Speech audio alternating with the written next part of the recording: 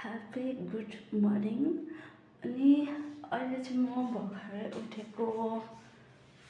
हजुरहरू के गर्दै हुनुहुन्छ होला, सुतिरहनु भएको होला है। के गर्नु, म त बिहानै उठ्नुपर्छ 4 बजे होटेलको लागि काम गर्नु। त्यस कारणले म चाहिँ बिहानै उठिसकेको छु 4 बजे। अहिले 4:45 बज्छ। ह्याप्पी गुड मर्निङ एन्ड फाफुल्ला सबैजनालाई हस्। अहिले म हजुरहरूलाई मोमो बनाएको देखाउँछु नि। आज चाहिँ हामी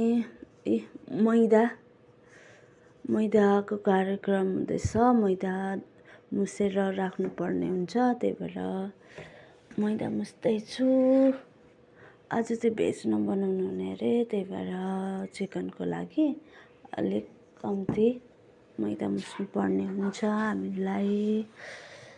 त्यही भएर कम्ती मैदा हाल्दैछु म त। यसरी टक्कसँगले पानी पनि लिमिट अनुसारको हाल्नुपर्छ। यसरी पानी हाल्नुपर्छ। अब मैदा मुस्दैछु म चाहिँ है। अनि यस्तै मैदा मुस्नुपर्ने हुन्छ नि त। यस्तो गरेर राम्रोसँगले मिन पारेर मैदा मुस्यो भने चाहिँ मोमो पनि अलिक राम्रो मूल्याङ्क हुन्छ अरे। त्यही भएर म चाहिँ यस्तरी मुस्छु। के गर्नु, मैदा मुस्नु त एकदम गाह्रो हुन्छ मोमोको लागि। यो पनि यो नै हो डेली मैदा मुस्ने चाहिँ। खालि मै मुस्ने, जतिसुकै बनोस् तर पनि मै मुस्ने हो। यस्तो गरी मैदा मुस्नुपर्छ अनि राम्रो हुन्छ मोमो। अब मैले मैदा मुसिसकेको। यसरी मुस्नुपर्ने हुन्छ। यस्तो मूल्याङ्क भयो, राम्रो भयो। बल्ल बल्ल मुसिसकेँ भयो। हामीहरू चाहिँ आँटाको पनि मोमो बनाउँछौँ, त्यही भएर आँटा मुस्दै, किनकि आँटाले चाहिँ हेल्दी हुन्छ अरे स्वास्थ्यको लागि। अनि त्यही भएर अचार पकाउनु लागेको, चटनी,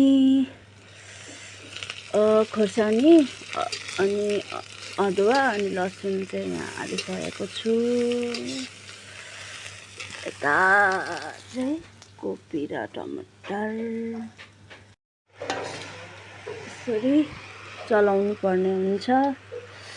चलायो भने चाहिँ सबै मसलाहरू मिक्स भएर मिठो हुन्छ। त्यही भएर चलाउनु पर्छ यसरी राम्रोसँग।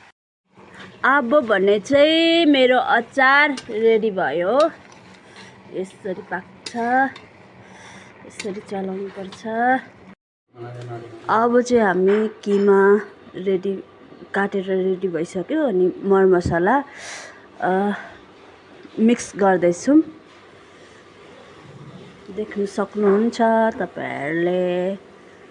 यसरी मिक्स गर्नुपर्छ।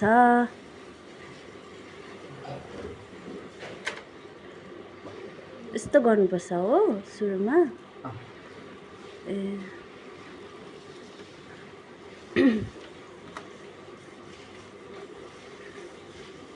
अघि मैले मैदा मुसेको थिएँ नि, त्यो वाला गोला बनाउँदैछौँ मोमोको लागि।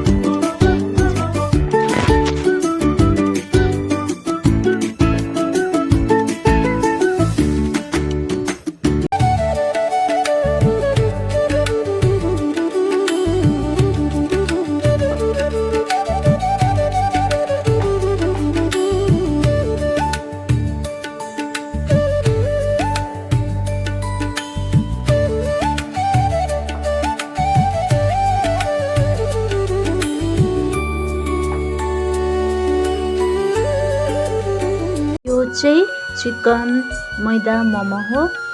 हामी चाहिँ यसरी चिकन मोमो बनाएर होटेलमा लगेर स्पिन गर्दै दिन्छौँ। यस्तो छ हाम्रो चिकन मैदावाला मोमो चाहिँ। कस्तो लाग्छ हजुरहरू मलाई कमेन्ट गरेर बताइदिनुहोस् होला। यो चाहिँ चिकनको आटा मोमो हो। चिकनको आटा मोमो खायो भने चाहिँ हेल्दी हुन्छ भनेर हामी चिकनको आटा मोमो पनि बनाउँछौँ। यस्तो छ हाम्रो चिकन आटा मोमो। अब चाहिँ हामीहरूले मोमो बनाइसकेर रेस्ट टाइम भयो, त्यही भएर रेस्ट गर्नु लागेको छु। खाना पनि खाइसकेको। अब भने चाहिँ हामी होटेल गएको है। च्याम्बा होटेल जाऊँ ल? पानी पनि परेछ, होटेल जानुपर्छ है। अब यो चाहिँ मेरो चिजी कोरियन स्पाइसी नुडल्स हो, त्यही भएर टक्कसँगले यस्तो गर्नुपर्ने हुन्छ।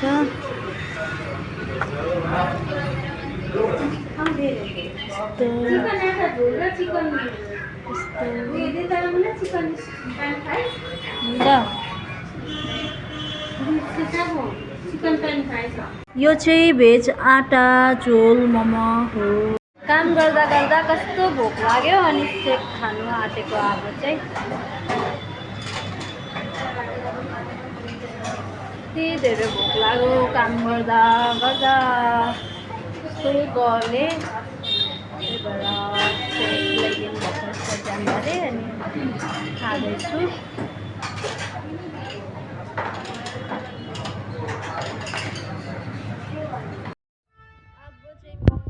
खानु लागेको, कति धेरै भोक लागेर थुक्पा खानु पर्यो भनेको। अब भने चाहिँ हामी पानी लिएर आइसकेको होटेलको लागि। च्याम्बा पानी हाल्नुभएको? फेन्टा। ल ल पानी ल्याउनु कति बेला जाने? ल ल अब पानी ल्याउनु चाहिँ हामी एकछिनमा जाने हो फेरि। च्याम्बा चाहिँ उयोभित्र जानुभएको छ, आउँदै आउँदैन। च्याम्बा च्याम्बा के गर्दैछ के? छिटो आउनु न, ढिलो भयो। होटेल जानुपर्ने फेरि। च्याम्बा त आउँदै आउँदैन। आउनु भयो? पर्खिनु न च्याम्बा। च्याम्बा आइसक्नु भयो। अब चाहिँ कहाँ के भयो? ए जर्किनमा तेल हालेर आएको। यता हेलो गरिदेऊ न त। ल ल यता चाहिँ हाम्रो घर हो गाइस। ल स्प्राइट, अब चाहिँ हामी स्प्राइट राख्दैछौँ।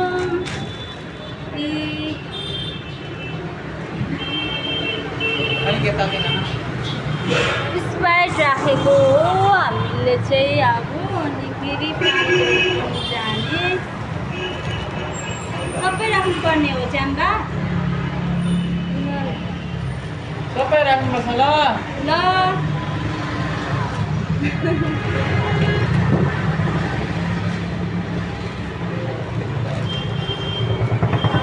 मेरो च्याम्बा जरा जरा हो, जरा जरा सड़क बिजरिया रे, जरा जरा कहीं लगने लगा है प्यारा, कहीं लगने लगा है प्यारा, प्यारा प्यारा लगने लगा है प्यारा प्यारा रे, जरा जरा हो, जरा जरा।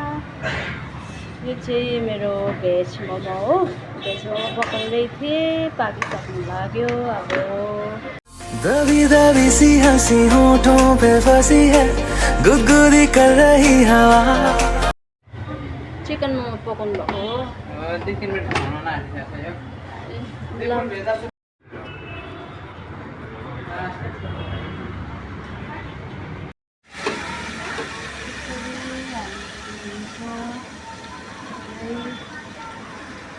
चिली ओइल सल्ट अनि यो चाहिँ टमेटो सस थोरै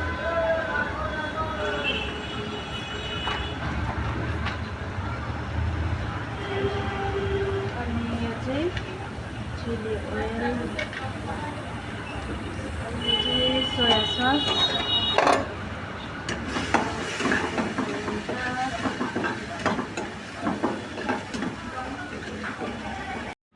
अब यहाँ चाहिँ डेकोरेसन गर्नुपर्ने हुन्छ त्यही भएर चिकन हालिसकेँ चिकन हालेपछि अनियन गुन्द्रुक तेलहरू चाहिँ ज्यादा हालिदिउँ अनि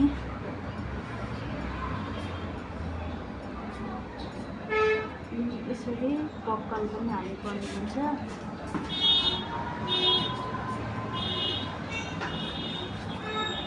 काँक्रा कुकुम्बर देख्न सक्नुहुन्छ यो चाहिँ